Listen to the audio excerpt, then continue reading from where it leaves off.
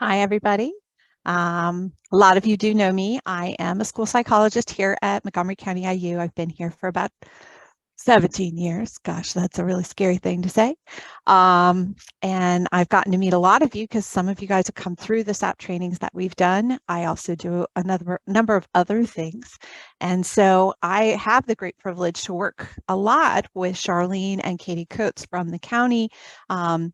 And I'm going to let Charlene tell her a little bit about herself. But when Becky and I were talking about this session and talking to you all about resources that are available to you, programs, ways to kind of help flesh out that resource map and help fill in those gaps as you go through the MTSS process, I thought we need to get our county partners in here because I could talk a little bit about what they do, but I don't have the knowledge base that they do, and they certainly can be much more specific, and they certainly can help you understand all of the resources they have available to you. So I wanted to be sure to get them engaged and involved. And Charlene, my dear friend, was so willing to come and join us today. So Charlene, do you mind talking a little bit about yourself? Yes, sure. Hi, everybody. Again, my name is Charlene Artillio. I work for the Montgomery County Department of Health and Human Services, specifically in the Office of Mental Health, Developmental Disabilities, and Early Intervention. So all of that is a mouthful.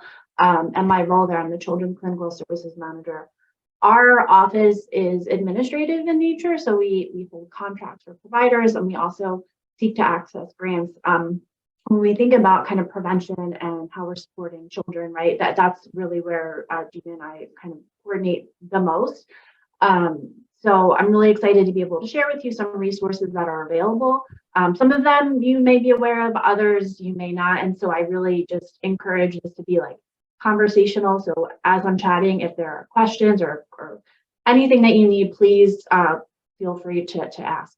So I'll turn it back over to Gina to kick off. Great, thanks. So I'm going to share our PowerPoint with you.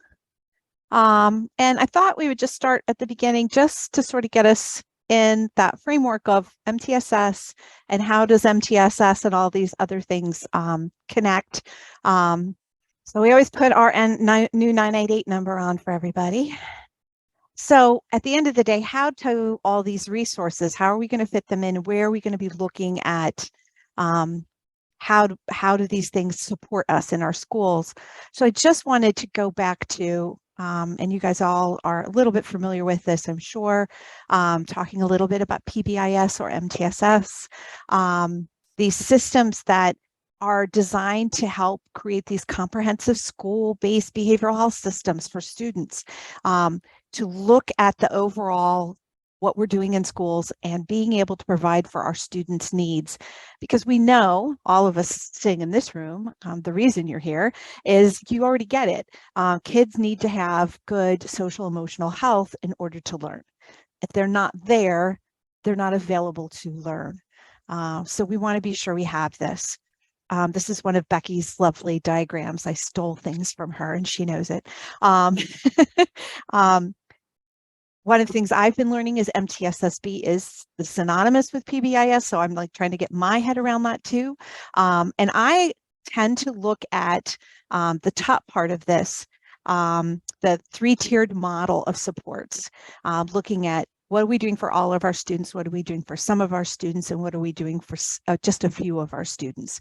And ideally in a well-balanced system, we're going to be putting a lot of our resources, eggs in our basket in that all of our students, providing our kids skills, addressing kids' needs earlier rather than later, and providing them then the resources, or as I always call it, the toolboxes to help them deal with what comes their way. And then at the bottom is what you guys are doing in your classrooms and in your schools in terms of social emotional learning and developing those systems for supporting kids. We're really going to be talking about that top part. What kinds of supports can we have available for all students, some students, and few students?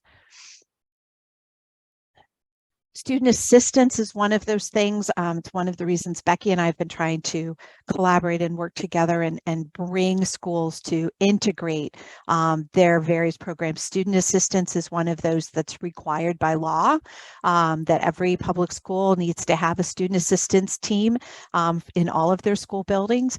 And I want to help you guys make that an integral part of your system within your school, so that it doesn't feel like it's something extra that you have to do, that it's an add-on, or that it somehow doesn't connect with the rest of what you're doing. It actually works best when student assistance engages with everything else that you're doing, and that there's communication across all of the different things that are happening in a school, so that we can be most efficient in supporting our students.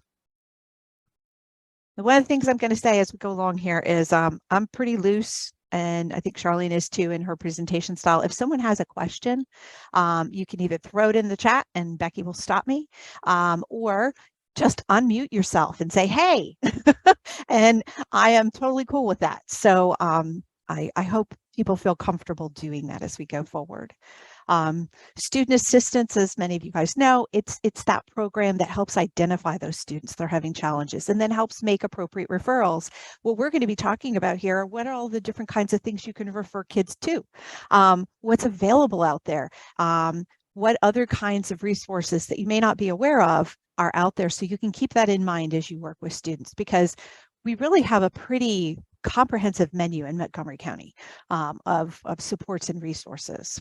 And the other thing that I want to encourage every school to do is take some time, maybe at the beginning of a school year when things are maybe a little quieter, and take a look at the data from your past years and take a look at, are there tier 1, those all student supports that you need to put in place that might help address some of the needs that you're seeing coming out in things like student assistance, in terms of your special ed referrals, in terms of the number of students being referred for threat assessments or risk assessments. You know, are there additional tier 1 types of supports that we should be doing? So we're going to look at where all of these different programs fall in. So again, that tier 1, we're talking about the programs that we put for every student. One of my big kind of takeaways that I've learned over the years is sometimes we do things like we will introduce a particular skill program to all 3rd graders, for example, in our school district, and do that consistently over a number of years. But the thing we don't do is then train and provide information about that program to 4th grade teachers and 5th grade teachers and 7th grade teachers and 12th grade teachers, so that people the rest of the time in our school systems know that our students got this information and we had this set of language and this skill set, and we can tap into that as they get older. But if you don't train your other staff about what that program is, they don't know that kids have that information and they don't know how to cue it. And I think that's one piece we don't always think about. We put the program in place, but then we don't share that information with the rest of our school team, and it kind of falls down, because kids need practice and rehearsal on skills to really master them. It's not going to happen in 1 year. It's going to happen over time. And if we don't bring that up through the grades, we lose everything that we tried to put together. So I just want you thinking about that. As you think about programs that you're putting in place, are you then sharing that program, that language, that tool that you've taught kids with folks in higher level grades, so that they can go back and utilize that and help remind kids, hey, remember you have this, you can use that in this situation. Because I feel like sometimes we introduce things and then it's never talked about again and kids lose it. They just, it was as if we never did it. Secondary level, the tier 2, Becky once said to me, and this made so much sense to me. She talked about tier 2 being that tier where you have a student go in and participate in a program for a short period of time to develop some skills, and then they're able to return to the general population with these new skills and be successful. It's kind of like a little tutoring or a little remediation. It's not a place they should live it's not, kids shouldn't be referred to tier 2 and then stay there forever. They should be able to gather skills, get some get some tools in their toolbox, and then be able to return to that tier 1 without a lot of extra supports moving forward. If you have a student who's continuing to need support, then perhaps you're looking at a student who really needs tier 3 supports. But that was a really helpful mental image for me to see. So these are brief interventions designed to address a particular need or skill. And we want to help you identify some of the resources we have for that as well. And then, of course, our tier 3 is students who need much more individual plan. Our students with IEPs, for example, are students that I would see in a tier 3 because they're receiving consistent change from the general curriculum and needing those supports in order to continue to make their progress and success. But we have kids that have behavior plans that do the same thing. We have kids who have emotional needs who may not need an IEP, but may need other kinds of supports, and we would develop this as well. Becky and I did this at one point, just trying to, show that there's a lot of overlap between things like student assistance and MTSS. And I think if we throw a lot of other things in there, there might be some particular pieces that are unique, but there's an awful lot of overlap for all of these programs. So, that we work in a team. There are referral processes, parents need to be a part of the process, that we might need to be coordinating amongst different agencies, that these are tiered supports so that not everybody receives the same type of support going forward. All of this is why we can integrate so many of these different programs together. We don't have to have things in a silo. I am not going to sit here and spend time on this. We've talked enough about that. Let me get to some of our good stuff down here. So I think the thing as I look and as we talk about the different county-based supports that both the MCIU has for you and that the county has, I want you thinking about which ones of these we could utilize with all of our students.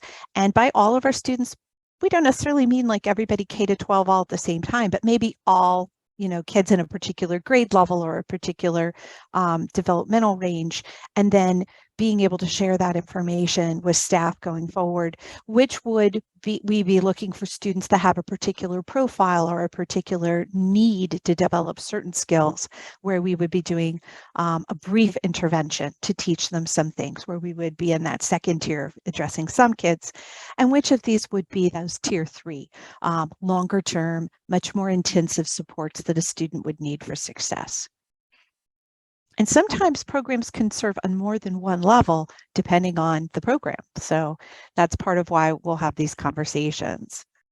So again, as we look at them, thinking about what do every student in our classrooms need?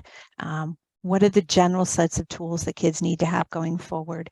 And are we addressing all of that in our school? Is there an area that we need to look for a support or a program or something to assist us into helping kids develop those skills? What do some of our students need?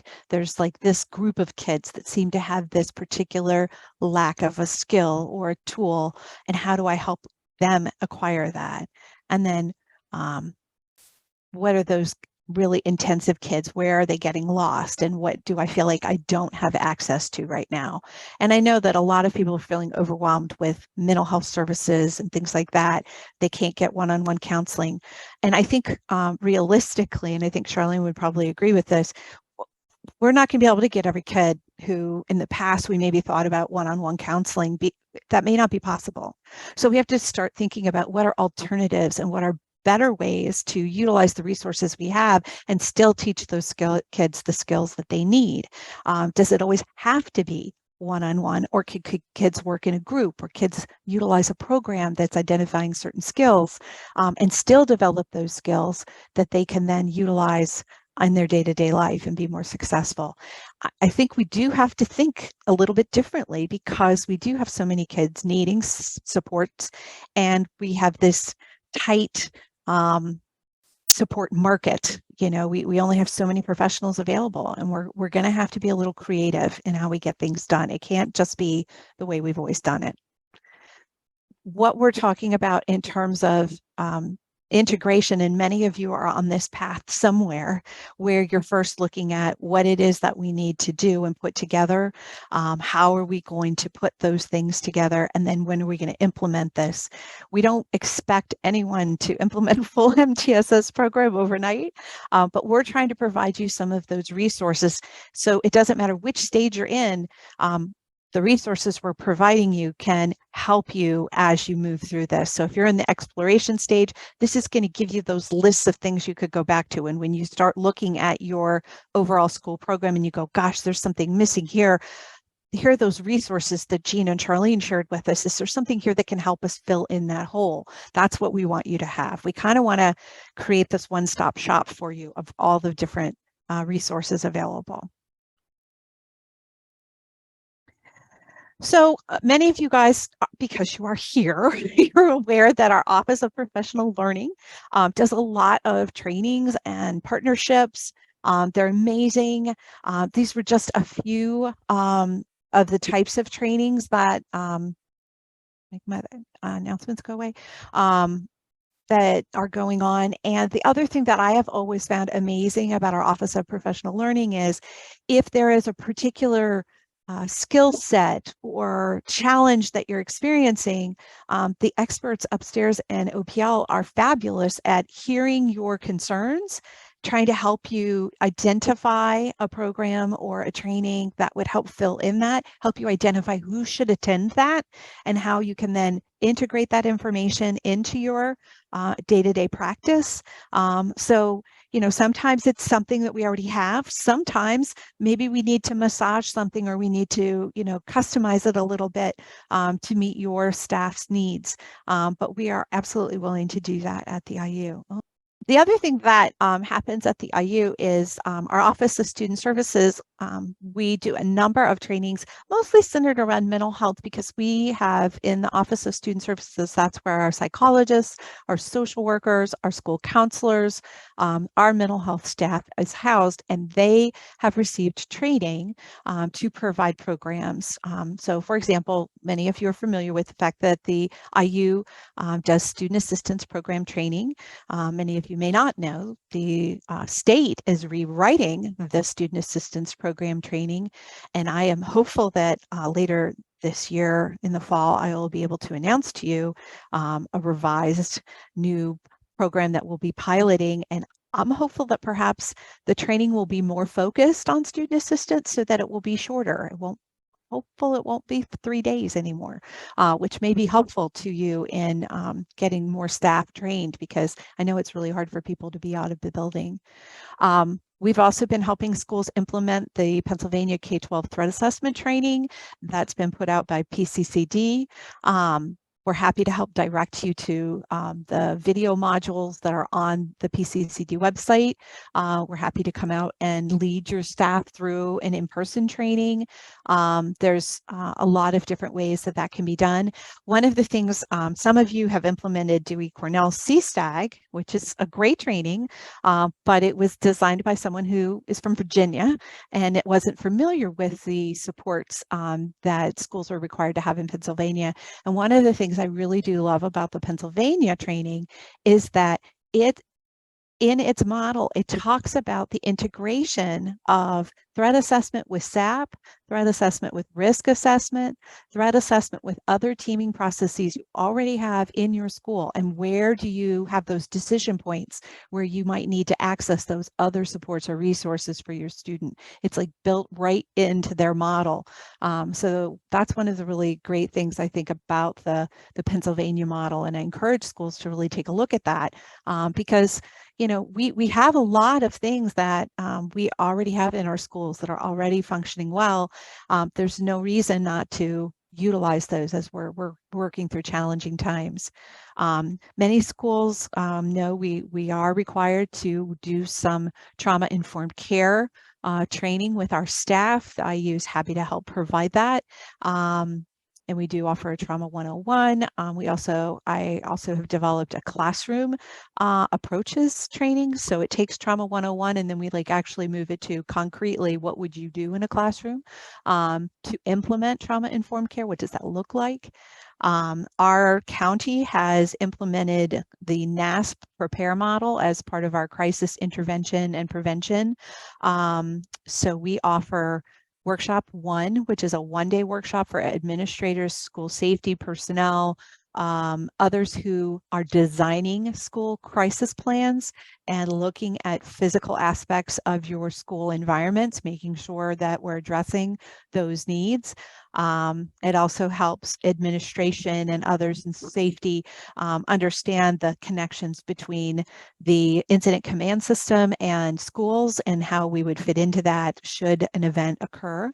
And then workshop 2 is designed for the mental health practitioner who would then come in and do interventions during a crisis, and all mental health folks in Montgomery County can participate in that workshop too, which is a 2-day workshop, but we provide that at no charge so that all of us can support each other. We do have a county-wide crisis response system, and many of our schools have utilized that. So when something happens, sometimes your own staff is just really intensely affected by that. It can be very hard for them to deliver interventions and support. And so they need someone from the outside to kind of come in and be able to not only support students, but support staff as they go through that difficult time. And that's what we try to do with Prepare. And if anyone has any questions about any of those, you could certainly contact me. And then the IU is always happy to provide information on risk assessments trainings, whether that's helping you get connected to folks if you're looking at a particular model, or just helping you to help flesh out your risk assessment process, and then making sure you have the tools to train your staff so that they're ready and able to respond to that. The other thing that the Office of Student Services provides that a lot of people aren't aware of is we have a lot of specialized services available for schools in order to help them address specific needs. These might be situations that are either tier 2, where a student has a particular set of needs and they might need some brief intervention, or it might be something that they would maybe need a different classroom support or a different type of educational environment. So some of the things that have been rolled out and are included in those handouts are some of the descriptions of these programs. For example, one thing that happened this year after talking to superintendents throughout the districts and talking to our access services here in the county, there's just a lot of need for risk assessments, and different times call for different things. So some schools are calling access. Some schools are sometimes finding they're overwhelmed and they aren't always getting a response, or a quick enough response, or a response in which someone could stay with the family long enough.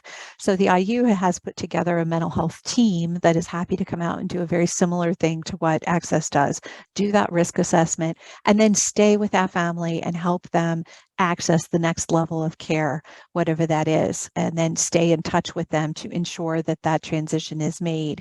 So we're just trying to help bolster what's already there. Of course, we can only do that during school time and during the school hours, but if we can help provide some support to the county with, they've said, you know, some families, they've used Access before and the families have come away and they feel very anxious about the official mental health channels. But when the school said, hey, the IU has some mental health people who could come work with you, families seem to be a little more open to that. So it just depends on situations sometimes, what's going to be most effective. I don't know how many of you are familiar with brain steps. We have a lot of students who experience brain injuries and then need to return to school. Many students will return and have a pretty successful transition back into the learning environment in about 4 to 6 weeks. But there are students that have much more complicated injuries. There are students who have pre-existing conditions like learning disabilities or ADHD, things like that, that make those recoveries much more complicated. And Brain Steps offers a brain injury specialist to come out, work with your school team, help identify the areas of need and develop an intervention plan to help that student successfully reintegrate into the learning environment. We have a lot of specialized classrooms at the IU. So many of you are aware we have multiple disabilities and life skills classrooms. We have autistic support classrooms. We have a language and communication classroom at the elementary level. This year we are implementing a neurologically impaired classroom for students with traumatic brain injury or other neurological conditions, so that we can help support them as they return to learning. We also have staff that provide specialized evaluations. So we have a bilingual psychologist. We do culture-free evaluations for students who don't speak Spanish but speak another language. So we have staff who are very when English is not their first language and neither is Spanish, which can make things very challenging. We also have staff that specialize in vision evaluations for students with vision impairment and hearing impairment. Again, specialized populations that can sometimes be a little tricky. We have therapy support services that are provided. Very popular this year. Our student attendance improvement program has been in high demand. We have a lot of kids out there who are really struggling with getting back to school. Many of you have your own SAP programs that are going on. Some of you need the next level. Our SAP counselors come in, they do an evaluation with students to try to, it's essentially a functional behavioral assessment to figure out what is the purpose, what's happening, why the student isn't returning to learn. And then they work with the family, with the school, they help access mental health services. I know some of our SAPE counselors go to kids' houses and knock on the front door in the morning to help get them out of bed and get them going to school, to help, reduce family tension and to try to help facilitate that better circadian rhythm and getting kids back to school. So SAPE has been a very needed service this year. We have a wonderful assistive technology lab, very knowledgeable people who provide us great information about assistive technology. And I think the thing that makes me most excited about assistive technology is it is so accessible. Since so many of you are using digital textbooks and learning platforms and other things that are digital, so much of the assistive technology you may not even realize is already built into the devices that you've already put into your students' hands. Sometimes you just need someone to sort of show you the way as to how to utilize that. Then there are so many other things that we can do to help students that are struggling.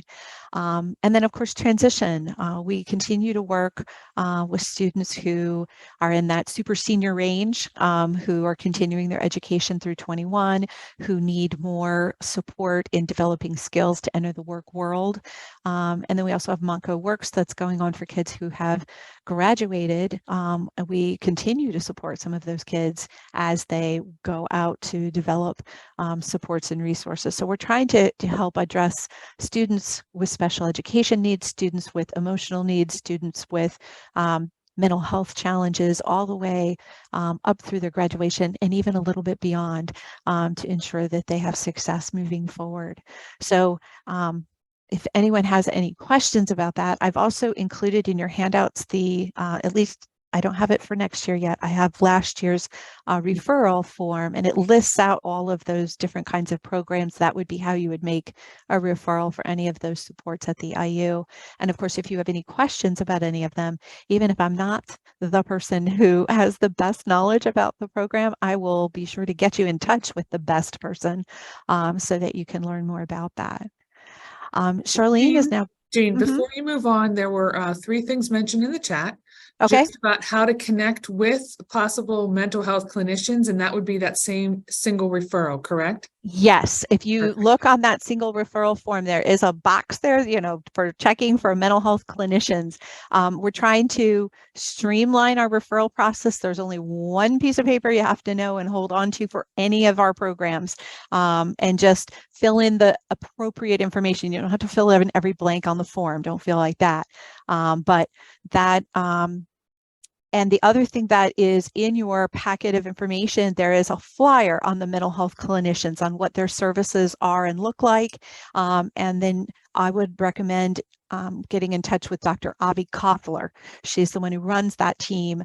She can provide you additional information. Okay, yeah, that's everybody's interested on our mental health clinicians. That's great.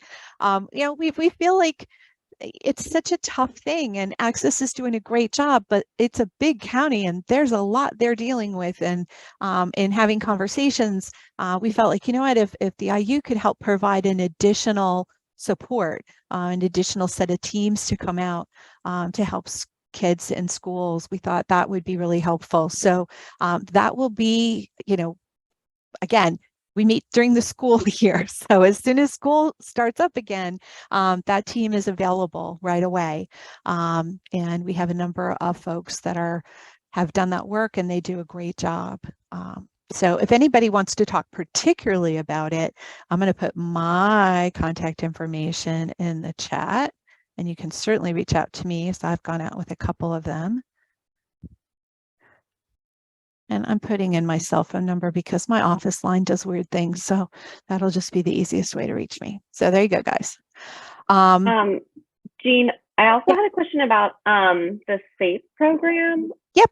Because attendance is definitely, I'm a school counselor, and attendance is definitely on my plate a lot. Are there certain criteria that like students or families need to have, or like, is it the same referral form? How can we use that resource?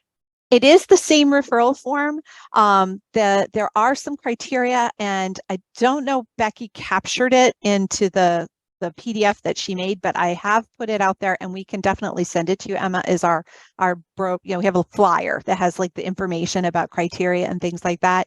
And referring to SAPE, it would be that same one referral form. There's a box, and it lists in there the types of documents that they would want to see, like any evaluations you've done on the child, attendance records, grades, you know, like they would want some history information, obviously, to help them get started with you guys. Does that make sense? Yeah, thanks so much. Sure. Yeah, and like I said, that's been a very popular service. We've had a number of teams working, and we try to be like that next level for you. You guys do everything you can in your districts, but sometimes you guys feel like you kind of get to that wall, and we're like, here, you know, here's some additional people. Maybe it helps to have someone who's not a district employee come in and talk to families. Sometimes that makes a really big difference. We find the same thing in Brain Steps. I come in sometimes, and just the fact that I'm not a district person can sometimes just cool down the temperature in the room and help people be more open to conversation. Jen, I believe Becky said the document was like where you went to go. Becky, help me. She's looking for the I was handout. just checking to make sure that I did, and I put all of the flyers. So it's quite a large handout. So you're going to need to go all the way down through the pages. And towards the end, all the flyers are there. And it gives a good description of what they are. And obviously it gives you a contact person as well, okay? And then they can get that when they go to the Zoom link page. Is that where that is? Yes, it's on the Zoom link page, all of the PDFs. Okay. So all in one place, that's a good thing. And like Becky says, they're just all jammed into one big PDF. I'm so sorry, but I liked I wanted to get you guys the flyers because there's a lot of information on like criteria for the programs or who's in charge that I just thought would be really helpful to you guys as you hear about these things. And then you can just stash it away on your computer and have it for the beginning of next year. Real quick, before we talk about kind of the services, this is a brief overview of what we're going to talk about. And I want to just highlight that any of the information that I'm sharing is just an overview of what's provided by the county, either through county funding or grant funding, kind of plugs into each of the tiers that Jean talked about. There are two major offices that kind of are integrated into these projects. The first one is our Office of Drug and Alcohol, who is they're considered like the single county authority, and they've received funding through the Department of Drug and Alcohol programs to provide prevention, intervention, case management, treatment, and recovery supports throughout the county. And then our Office of Mental Health is one, and we provide prevention support, but then obviously do a lot of support related to treatment. And another office that's kind of important to keep in the back of your mind is our Office of Managed Care Solutions, and they actually hold the contract for the health choices dollars. So what that means is services that are accessed through Magellan. Magellan is the holder of that contract. We're all system partners, right? And we all want to kind of focus on how are we supporting our youth, our families, through social, emotional, behavioral, and drug and alcohol challenges, and in a way that's trauma informed, right? And really engaging family and youth voice in that process. And also stakeholder voice, right? And so some of the kind of opportunities that I want to talk about were developed kind of just based on listening to what you all as school districts have identified as areas of need and support. Thinking about tier one, the largest kind of support that we have available to school districts that can really focus on that prevention, universal prevention programming is a Bureau of Justice Assistance, BJA grant that was awarded in 2021, runs through September 30th of 2024. There will likely be a no-cost extension. When we wrote that grant, we were kind of fairly like in the beginnings, like with of the pandemic, and really didn't have an idea of like what the landscape would be in terms of like the impact of staffing on school districts and the mental health system, and just kind of what that trajectory would look like. So I will acknowledge that some of these components of the grant really haven't launched in the way that we had thought. And based on previous experience with the BJA grant we had received in 2018 that was supporting similarly social emotional learning. But essentially what this grant does is provides training, instructional coaching, and evaluation so we can share that data back to you to make data decisions or informed decisions. It supports second step, which is social emotional learning at the middle school. We have PACS Good Behavior Game, which is targeted towards that K through 6th grade level. On the adult level, we know that there's a lot happening just, you know, with wanting to support staff so that they stay in school, and acknowledge kind of the changes that have happened over the last few years. So there's a program called Compassion Resilience Toolkit. And this last component is consulting services for a school mental health and safety consultant that can help kind of pull together your different data sources and kind of help pull it all together so it doesn't feel like things are individually competing, right? That they're not competing priorities, that everything kind of fits together. I'm going to talk a little bit about each program. I'm also going to, because I'm realizing I'm sharing my screen and I can't see the time, for Becky, if you don't mind just kind of keeping me on point if I'm running behind to make sure that I wrap up in time. Program that I'm talking about is Second Step. And for those of you that are aware, so Second Step is a K through 8 program. This grant specifically is promote or targeting the 6th through 8 middle school level. Our previous BJA grant focused on elementary, and that it's a digital program. Our contracted support provider for this grant specifically are Devereaux Center for Effective Schools. So they're going to be the hands-on folks who are helping with the program implementation in your schools. And then also Research for Action, RFA, who's our evaluator. When CES, when Devereaux CS is working with you, right, like I mentioned, they're able to support that training, coaching, and resources.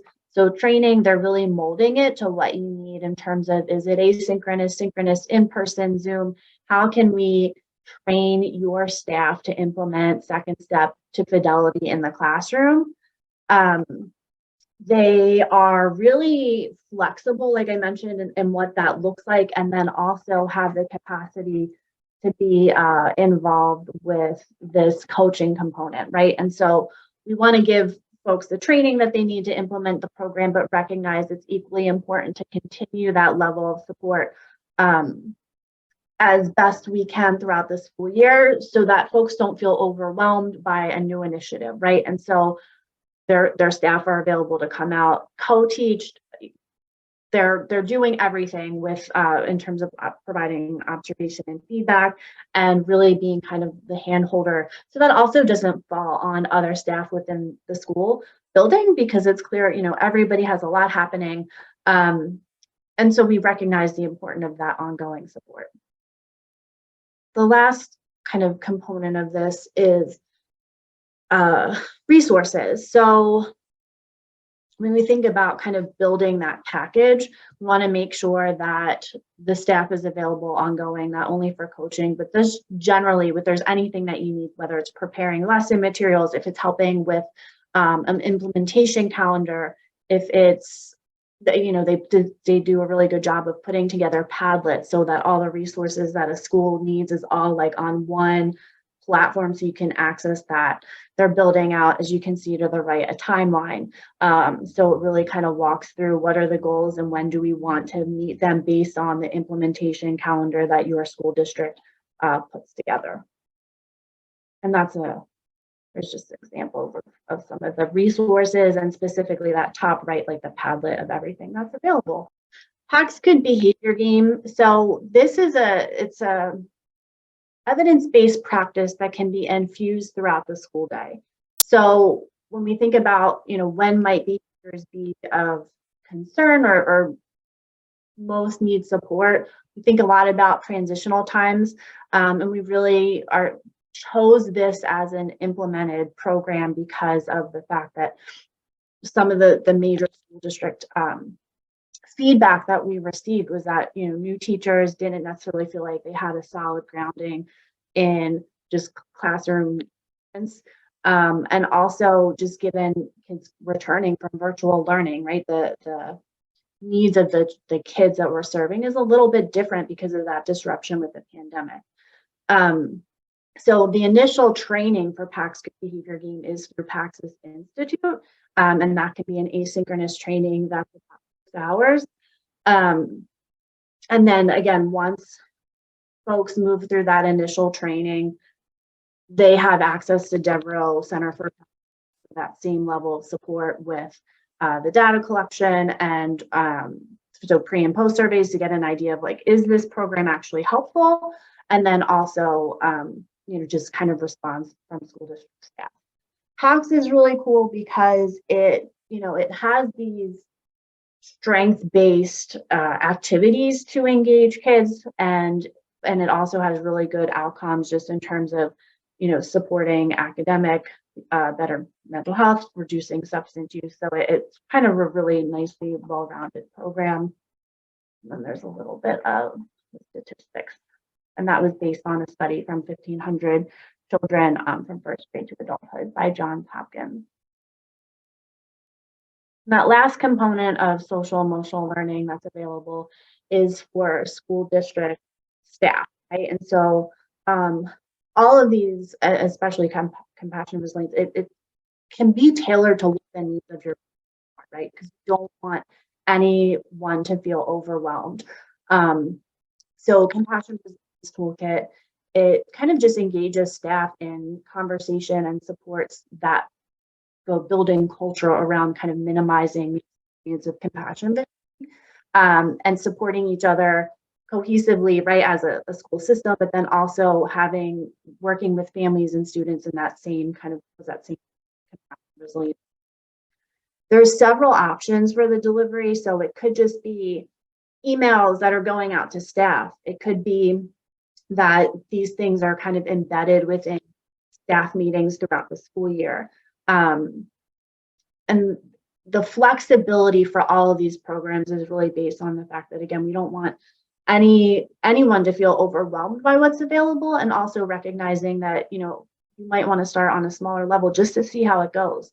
So for any of the programs that I talked about, you can absolutely opt in to try it in a grade level, right? Or if you have one grade across your district that's particularly struggling and you want to support that grade level as a pilot, those are all like valid options. So as you're thinking about this, if there's anything specifically that you want to talk through, please don't hesitate. When I'm done presenting, I'll throw my on the chat.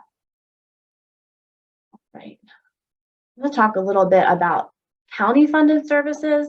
And some of these you're probably familiar with. So our offices of mental health and drug and alcohol grade funding.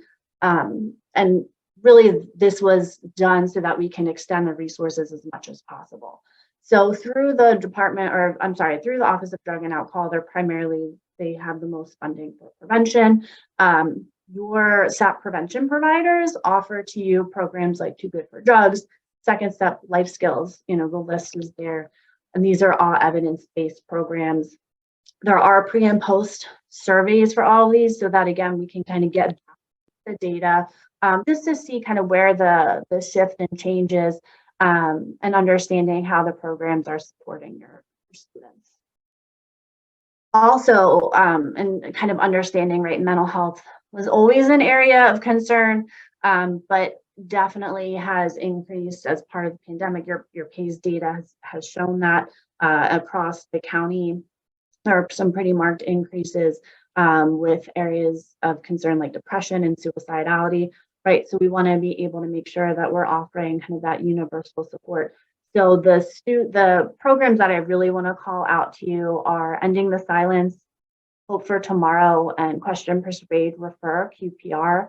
These are all programs that kind of think of they challenge the mental health stigma, right? And so they're engaging students, and for some of the programs can also be opened up to families and school staff around thinking about like mental health wellness. What does that mean? And how can we support it? So all of those programs are also available at no cost. And I just want to acknowledge too, what I'm talking about is county funded through either Office of Drug and Alcohol or Office of Mental Health, but also there are other system partners that do an amazing job with offering prevention-oriented lessons. So whether that's through Laurel House, Mission Kids, NAMI, right? There's so much out there, and I'm just kind of covering the very basis of these. Other services that are available and are funded through the Office of Drug and Alcohol, right? Parent education. So there's mock teen bedrooms, there's different types of speaking engagements based on what your need might be. And then specifically through the two providers, Child Guidance Resource Center and Child and Family Focus, they have different parent education programs depending on the provider. So Guiding Good Choices, Strengthening Families, Strong African American Families, and Familias Virtuous. And the idea behind these programs, just on a very basic level, is just supporting parents and caregivers with having conversation and engaging and attuning to their children. And building those relationships, because we know the closer that those relationships are, right, the kind of the better outcomes and the better support system that child might feel. And all of these are programs that are considered universal, so they're available for anyone to hop in on if they are interested. And I mentioned that there's program evaluation. So if you're interested in checking out what the outcomes of some of these have been, like, we have a county data dashboard that has several years of data, so you can see, what's been happening in the county. And then other things just to be aware of that don't necessarily affect you directly, but there are community prevention services that are occurring to support the items listed here. Charlene, can I interrupt you for 1 second? Yeah. Just because the last slide talked about the mock teen bedroom, and there's a question in the chat that says, hey, can you talk a little bit more about what that is? Yeah, sure. So communities to partner family services. Family services is the holder of this contract for the mock teen bedroom, and it's just kind of guiding parents through to note like what children they look for related to drug trends and paraphernalia and warning signs for what to keep an eye out as a parent. And if there's specific interest in that, happy to connect you with Katie Cush from the Office of Drug and Alcohol if you either want to put your email in the chat or connect with me after. Many of you guys know Beth Sanborn, who used to be the SRO over at Wissahickon. Beth is the creator of the mock teen bedroom, and she is the one who comes and does the presentations. So if you've seen it before with Beth, that's what it is. Just so you have a connection to that. She's going all over the state now with that demonstration, and it's really, really powerful. If you've never had the opportunity to see it, do watch. She does do it in the area, and it's often open to anybody who would like to come. So keep your eyes out, because I do see it. I'm friends with Beth on Facebook, for example, and she often has her postings of where it's going to be next on like Facebook and things like that. Okay. And similarly, just with kind of like thinking about that universal prevention, the Youth Marijuana Prevention Project is really focused on spreading correct information and combating some of the misconceptions around youth marijuana use. A thing that you might all be interested in or maybe heard about is, so there's a vaping toolkit that's available. Again, here's a QR code in the website that you can have access to. And then also there is a vaping curriculum that was designed as part of the vaping toolkit, just to help health teachers, right, like address the concerns that are ever evolving with vaping as a risk area. All right, talk a little bit about tier 2 and so Jean talked about the SAP process. What I'll talk about is our county funded SAP services that we have 4 providers that have rated funding through Office of Drug and Alcohol and Office of Mental Health to provide these levels of support. So the one thing I was going to say for our county funded services, for the actual participation, that SAP services do require parent permission. Here are 4 agencies that are contracted to provide the services, and their assigned school districts, which I'm sure you all are familiar with your teams there. And a little overview of some of the services that are available. So the SAP liaisons who are funded through or staffed by these services are able to hop into your SAP core team meetings and kind of provide support through that process and those conversations with SAP referred students. They can talk with parents and meet with parents to kind of brainstorm and give ideas of what might be helpful in the community if there's a presenting challenge. And they also can provide that consultation with school staff.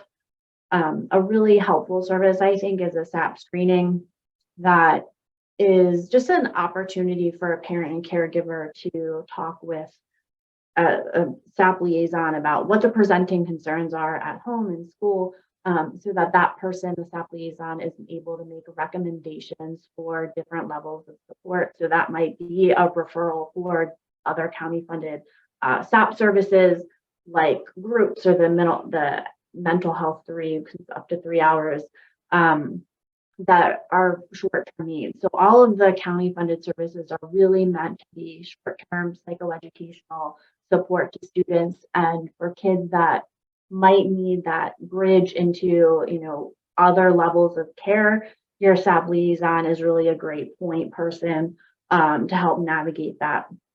For our SAP screening, parents have and kids are able to participate in something called the behavioral health screening, the BHS, and that just gives a little bit more information around maybe levels of risk levels associated with depression, anxiety, suicidality, historical and current drug and alcohol, trauma, and eating disorders, right? And so there's these questions that are asked to just, again, gauge. Some kids might feel a little bit more comfortable answering a survey versus or a screening tool versus having that initial conversation. But all of that information, the conversation and the screening, is kind of pulled together to make that referral.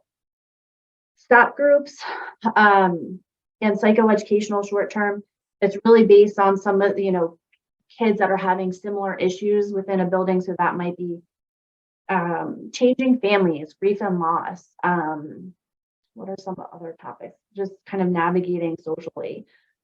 The SAP group, another one that's available that is an evidence-based program, is called the Blues program, and that's at the high school level. And that's really for kids who are identified as having some risk for depression. So it's not meant to replace treatment. It's really kind of that precursor if there's changes in behavior, and it teaches some very kind of basic cognitive behavioral oriented techniques, like how thoughts and behaviors are connected. Right, and so that is something that's available for folks who are interested through your SAP liaison. Not everybody is trained, but we are working towards that. And then the last piece is that SAP individual support sessions, the MH3, which is individual support to students. And I will say that if it's necessary, that can be county approved for up to 6 hours per case per kid, especially since wait lists are a thing. And we know that it might take a little bit of time for somebody who is accessing the mental health 3. That's a bridge while kids are maybe trying to get into therapy services. And so we don't want any level of support to be interrupted because of wait lists. Through the Office of Drug and Alcohol, they also have services that are available for kids who are maybe experimenting with substances, not to the level of needing treatment. So whether that's alcohol, marijuana, vaping, tobacco, or I'm sorry, nicotine or marijuana, these are all programs that are, again, psychoeducational and really kind of engage kids in that process of kind of talking about providing information about, whatever that substance is and what that process is, but then also kind of like how to make change or change in decision making. I'm going to talk about tier 3, which these are considered like county supported tier 3 options. So what that means is that the county is not paying for these. There's either grant monies available or it's through another contract. So school-based outpatient, SBOP, this is essentially like having an outpatient satellite clinic in your building. There is not any cost to the school because whoever the provider is licensed through the Office of Mental Health and Substance Abuse Services owns HOS, and so they are able to accept medical assistance, and some of them also accept commercial insurances to provide individual, family, or group therapy in your school building.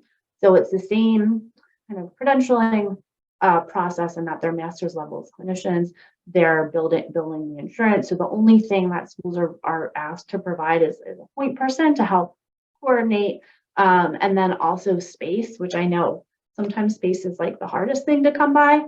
And the other thing that I just want to acknowledge here is that through the school-based outpatient model, they must accept medical assistance, and so there have been times where school districts might private pay to support other students being seen that don't have medical assistance, or if there's a commercial insurance barrier, based on a provider that is chosen to provide those services. The process to access school-based outpatient, it does require a licensing visit by OMSAS, and so it can take a little bit of time. So if this is something that you might be interested in, please let me know, because it takes a few months sometimes for that licensing visit to happen. The last and kind of like newer supported is the American Rescue Plan Act, ARPA, school-based behavioral health programs. So all districts received notification about this grant opportunity that is available through our office. We were awarded $5 million to support school-based behavioral health programs. So a non-competitive grant was made available in the winter of 2023 with a minimum of $200,000 awarded. Almost all school districts applied, and the announcements were announced in March 2023. So essentially what this will allow schools to do is develop a program that is meant to keep kids in district, right? And so that's building hiring additional staff, school district staff, or contracting services to provide therapy or just a little bit more during the school day. The idea is that through the cost, kids then not having to be referred out of school district, this then makes this program sustainable. And similar programs have shown that after the initial startup costs are covered, the districts are able to saving, so it kind of just is able to continue and grow. And then like our triangle, so this is just kind of like an overview of where everything falls. And I'm going to, I do have a little bit more to share, but I want to pause and see if there were any questions.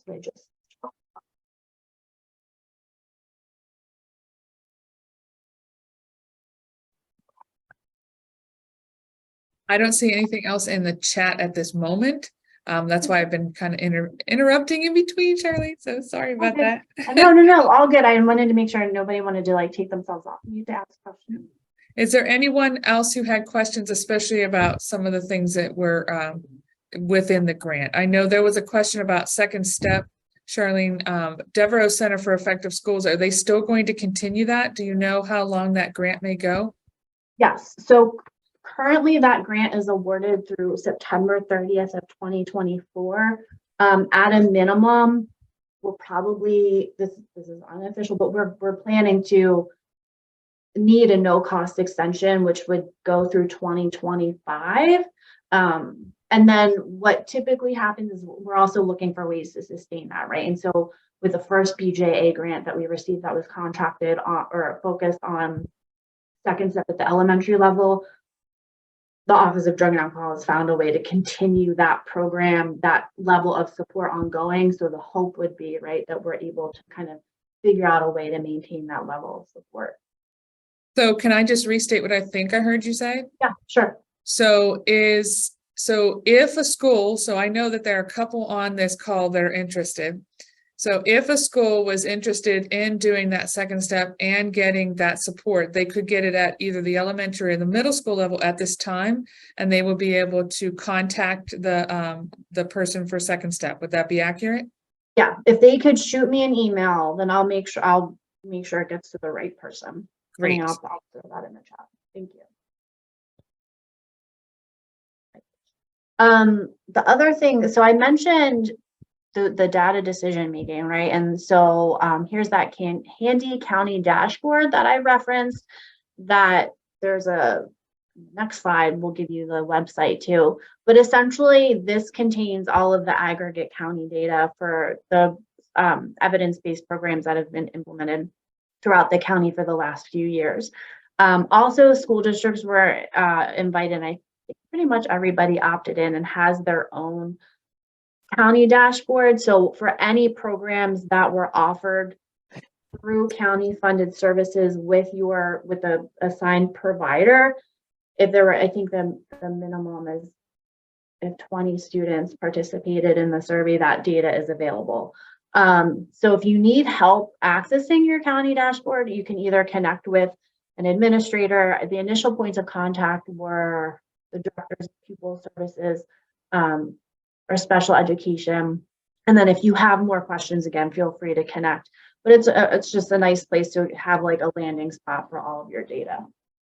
There's the website for you to access, whether it's at the county level or your school district level.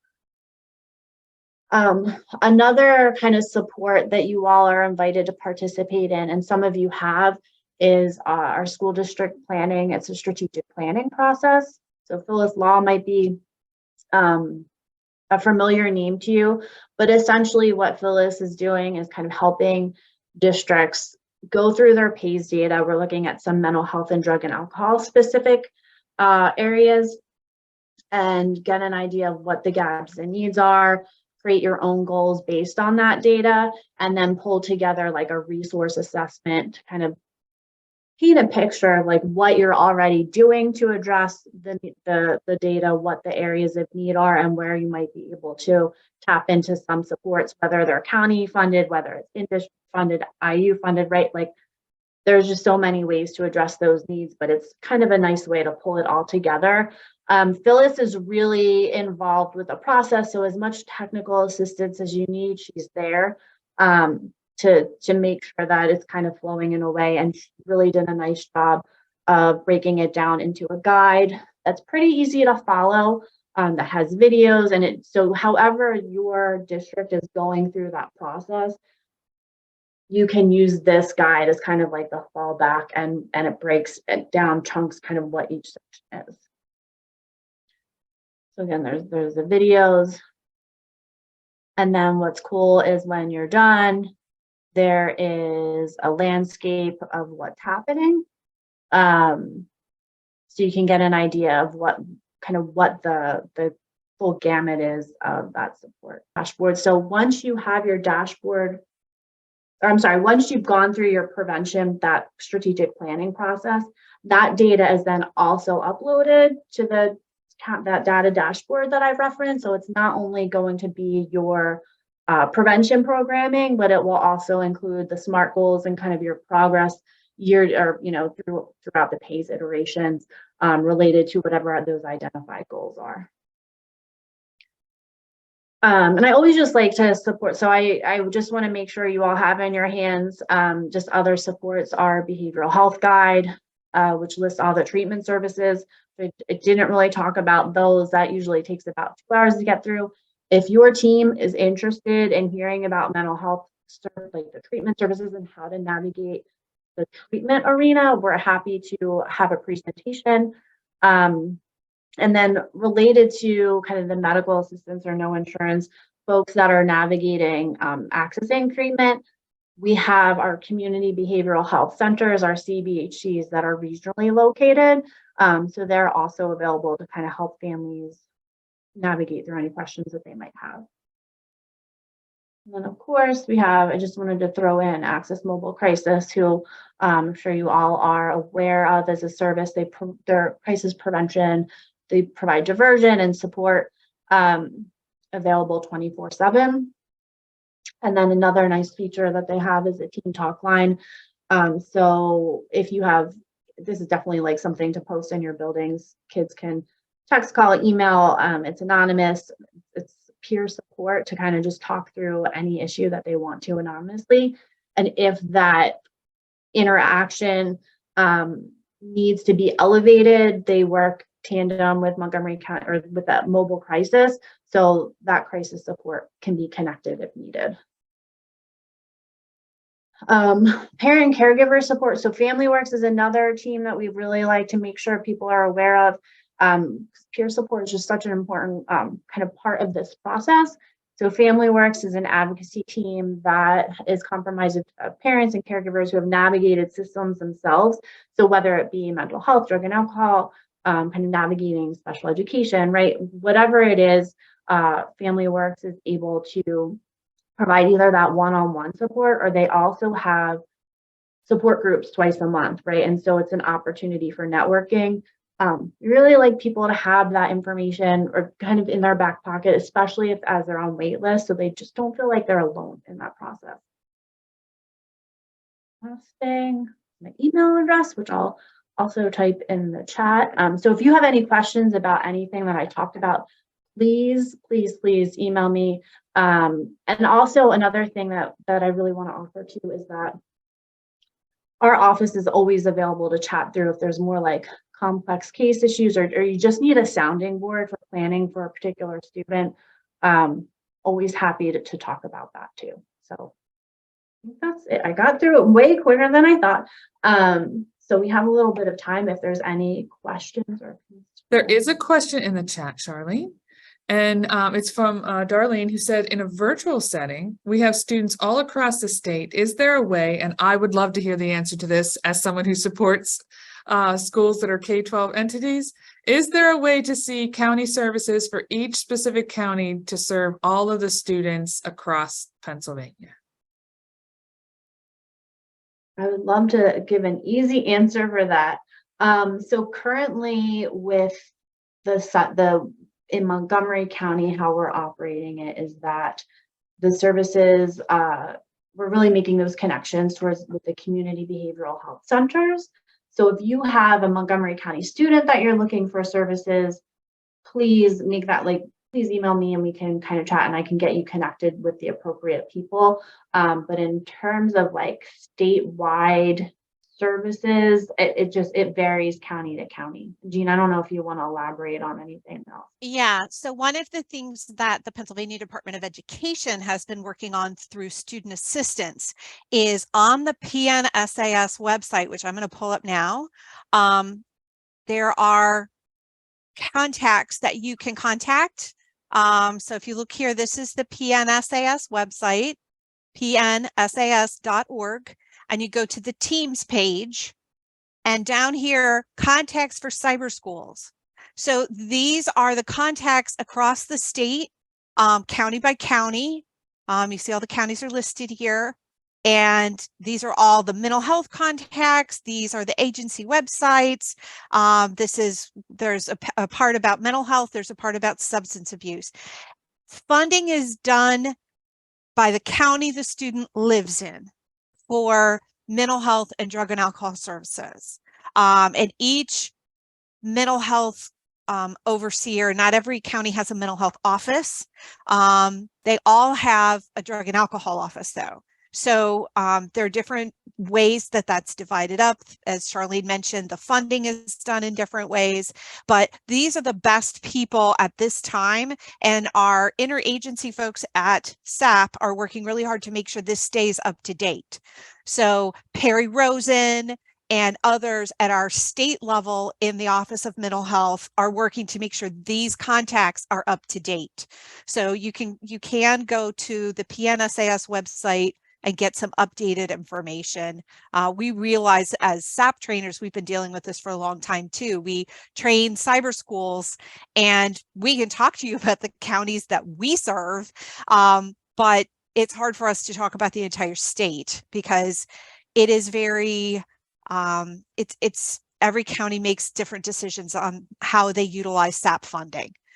So that's my best assistance for you in finding those contacts for individuals across the state, and that'll at least get you to someone who is in that county serving those students who can give you some answers. Does that help? Oh, you got a lot of amazing thank you smiley faces and gratitude. And you know what? I told you I was going to learn just as much. This is amazing. So as trainers, we've been begging for this for a long time, and I was really pleased when last year they introduced that tab and they started updating that. And I've noticed that they've been pretty good about updating contact information because, as we all know, people come and go in some of these jobs from time to time. So I think that's a great place for you guys to go to start. Jean, are you okay if I put you on the spot a little bit? We're still Sure, friends, right? that's fine. So before we close out, can you talk a little bit about the grant that MCIU got and how it might be helpful? That database that's going to be put together as one of the products of that grant? Yeah, so many of your school districts have already been contacted from Dr. Waddell and the Project Aware staff. Montgomery County and Carbon-Lehigh County applied for a Project Aware grant from the federal government and received that. And they have a number of different supports that they're working to implement here in the state of Pennsylvania to improve our communication and our ability to make sure kids get hooked up to mental health services as effectively and efficiently as possible. The first part of it is school districts are being contacted in order to help you in part with your MTSS, but also just doing an assessment of what you have in place right now and what kinds of things do you need. So Project Aware will be contacting administration about that, and a certain number of schools have already been selected to participate in that in the next year, and that will be expanding out over the 5 years of the grant. And then they will be helping schools to implement programs to fill in the gaps as they identify those mental health gaps in your systems. So they'll be providing training, they'll be providing resources, and all of that will be funded through that grant. The third part of it, so the first part is the assessment of the schools. The second part is the training and the resources to fill in your gaps. And the third part of it is they are working with the state office of mental health, as well as all of the county offices and Carbon and Lehigh and Montgomery County IU in particular. They are working to try to develop an online interactive system that will list all of the mental health capacity that is available. So, for example, beds in inpatient units, spaces in IOPs, spaces in outpatient clinics, etc. So that eventually the idea is that any one of us who help students access services, we can go log into this system, put in the location of the child, the needs of the child, and find out what's available in our community, and then help give families phone numbers and references that are going to match. So this is a, I said to Dr. Waddell, who came up with this, I just think it's an amazing, giant, huge, hairy, audacious idea. I said, wow, that's really amazing. Like if we could do that, I think everybody in Pennsylvania would like cheer because it would be absolutely fabulous. There are a lot of hurdles with that, but I've also watched her just totally tear down hurdles as she's gone through some things. So we have the money. We have a number of amazing people on board and they are working on this. So I'm really hopeful that in the future, we will get to hear more about opportunities for us to be able to know more on a in the moment, real time, what's available for our students closest to us. So you're not having to call 15 places to see who can accept a student who's in crisis. That you can just go into a database and go, here's the space that's closest to you. Go there right now. I'm letting them know you're coming. And we just make that connection. That would be ideal. But that's what we're working towards. So I'm excited about that. We'll see how this goes. And I hope if you guys hear information about Project Aware or participating in some surveys and information, please participate in that because these systems are only going to be as good as the information we as the people on the ground are putting into it. They need our data in order to help figure out how to make this work. So if you have opportunities to participate, please take the time and do that. I think it will very much be worth our while.